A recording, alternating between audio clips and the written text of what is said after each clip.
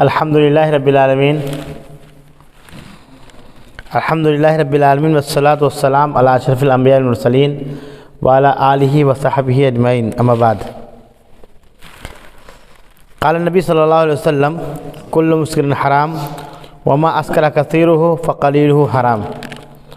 عزیز ساتھیوں، میں نے ابھی آپ حضرات کے سامنے نبی محترم صلی اللہ علیہ وسلم کی ایک حدیث پڑھی ہے جو سنن ابن ماجہ کی ہے، اور کتاب الاشربہ میں اس کو ذکر کیا ہے ابن ماجہ نے۔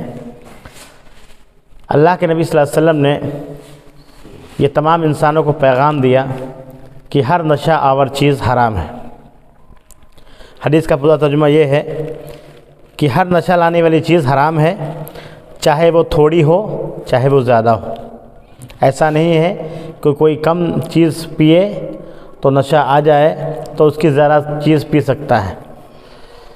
آج نشہ ہر انسان اس میں ملوث ہے، ہر دھرم کا انسان، ہر مذہب کا انسان، ہر ذات و برادری کا انسان، ہر کیٹیگری کا انسان اس میں ملوث ہے۔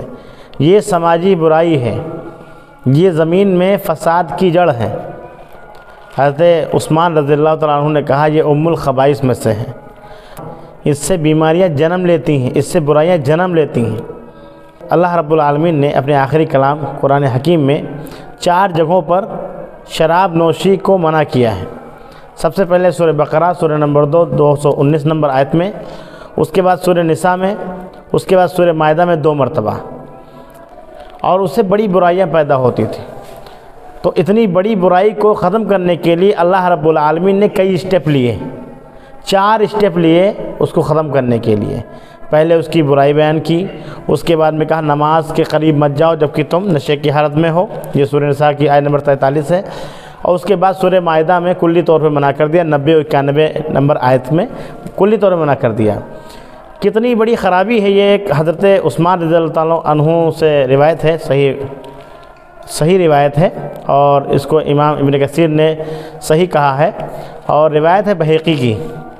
اس میں ایک واقعہ حضرت عثمان رضی اللہ تعالیٰ عنہ بیان کرتے ہیں کہ ایک پرانے زمانے میں ایک عورت تھی، ایک انسان، بہت نیک انسان تھا، اس پر وہ فدا ہو گئی، اور اس انسان کو بہکانے کے لیے ایک لونڈی کو، ایک اپنی نوکرانی کو اس عورت نے بھیجا کہ اس سے میں برا کام کرواؤں گی۔ وہ نیک انسان تھے، ان کو گواہی کے بہانے بلایا کہ آپ کو کہیں گواہی دینی ہے۔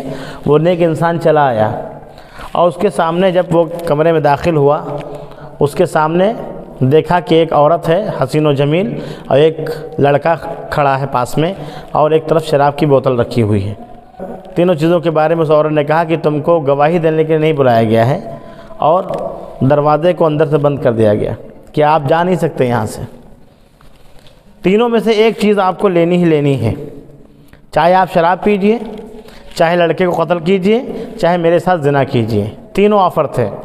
بڑا نیک انسان، اس نے سوچا کہ قتل کرنا بہت بڑا گناہ ہے، زنا کرنا بڑا گناہ ہے، شراب پی لیتے۔ اس نے شراب کو کیا سمجھا؟ کمتر سمجھا، کم درجے کا گناہ سمجھا۔ اس نے شراب پی لی، اور جب شراب پی لیتا ہے انسان تو اس کی برائی یہ ہے کہ وہ ہوش کھو بیٹھتا ہے، جسمانی طاقت، تندرستی، چستی، پھرتی، یہاں تک کہ جو ہے جسمانی قوت زیادہ بڑھ جاتی۔ پھر اس عورت نے زنا بھی کروایا ان سے، اور بچے کو قتل بھی کروایا۔ دیکھنے میں، سمجھنے میں، سوچنے میں یہ لگ رہا تھا کہ یہ چھوٹی برائی ہے، اس کو پی لیتے ہیں۔ آج ہمارے معاشرے میں، مسلم معاشرے میں بھی بیئر کے نام پر لیبل یا برانڈ بدل کر کے سافٹ ڈرنک میں کیا کہتے ہیں اسے بیئر ملا کر کے، اس طریقے سے بہت سارے لوگ نشہ کرتے ہیں، شراب پیتے ہیں، اور بہت سارے لوگ ٹیبلٹ لیتے ہیں، انجیکشن لگاتے ہیں، یہاں تک کہ لوگ جو سولیشن آتا ہے جس سے جوتے چپکائے جاتے ہیں اس کو بھی سونگھتے ہیں نشے کے لیے۔ نبی صلی اللہ علیہ وسلم نے کلی طور پہ ہر ایک نشہ کو، یقیناً اگر آپ پان کی ایک پتی بھی کھاتے ہیں، گٹکا بھی کھاتے ہیں، یہاں تک کہ گل منجن جس میں نشہ نہیں ہوتا ہے بتائے جاتے ہیں، جو لوگ کرتے ہیں، لیکن جو نہیں نشہ والا انسان ہے، جو نشہ کرنے والا نہیں ہے، اگر وہ کر لے تو وہ اس کے ہوش اڑ جاتے ہیں۔ گل منجن تک منع ہے۔ نشے کی ہر ایک مقدار چاہے چھوٹی ہو چاہے زیادہ، سب پوری طور پر کیوں منع ہے یہ؟ کیونکہ اسلام کے اندر ہر ایک منکر کے اوپر نکیر کی گئی ہے۔ اسلام دین فطرت ہے، یہ چاہتا ہے کہ سماج میں لوگ اچھے سے رہیں، برائیاں پیدا نہ ہوں، اور برائی پیدا ہونے کی سب سے بڑی جڑ کیا ہے؟ شراب ہے۔ اور شراب کو بتایا گیا ام الخبائث، یہ خبائث کی ماں ہے، اسی سے ساری برائیاں جنم لیتی ہیں۔ میں نے واقعہ بیان کیا بحقی کا، بالکل صحیح واقعہ۔ تو ہمیں یہ چاہیے کہ ہم ہر نشے سے دور رہیں، ہر نشے سے، چاہے ہمارے ساتھی ہی کوئی گٹکا کھاتا ہو یا منجن کرتا ہو اس طریقہ، یا کوئی اور برائیاں ملوث ہو، اس کی ہم اصلاح کریں۔ اللہ رب العالمین نے جس طریقے سے اصلاح کی ہے اسٹیپ بائی اسٹیپ، اس کو ہم اس کی اصلاح کریں، اس میں ڈائریکٹ فتویٰ نہ لگائیں۔ کہ جب شراب پی لیتا ہے انسان تو والدین کو بھی نہیں چھوڑتا ہے، بہن بیٹیوں کو بھی نہیں چھوڑتا ہے، بیوی کو بھی نہیں چھوڑتا ہے، سب کو پیٹتا ہے اور اپنے آپ کو بادشاہ سمجھتا ہے، عقل اس کی مفقود ہو جاتی ہے، غائب ہو جاتی ہے۔ ہمیں یہ چاہیے کہ ہم سماجی طور پہ اس کو منع کریں، اور دھارمک طور پہ، مذہبی طور پہ بھی اس کی ہم تبلیغ کریں۔ شراب ایک سماجی برائی ہے جس کے لیے حکومت بھی کوشش کرتی ہے کہ شراب نہ پی جائے۔ نہ جانے کتنی کچی شراب، زہریلی شراب پی کر کے لوگ بیمار ہوتے ہیں، مرتے ہیں، آئے دن حادثات ہوتے رہتے ہیں۔ ہونا تو یہ چاہیے کہ گورنمنٹ اس کو بین کر دے سیدھے، کیونکہ اسلام میں بین ہے اس لیے نہیں، کیونکہ یہ واقعی برائی ہی ہے۔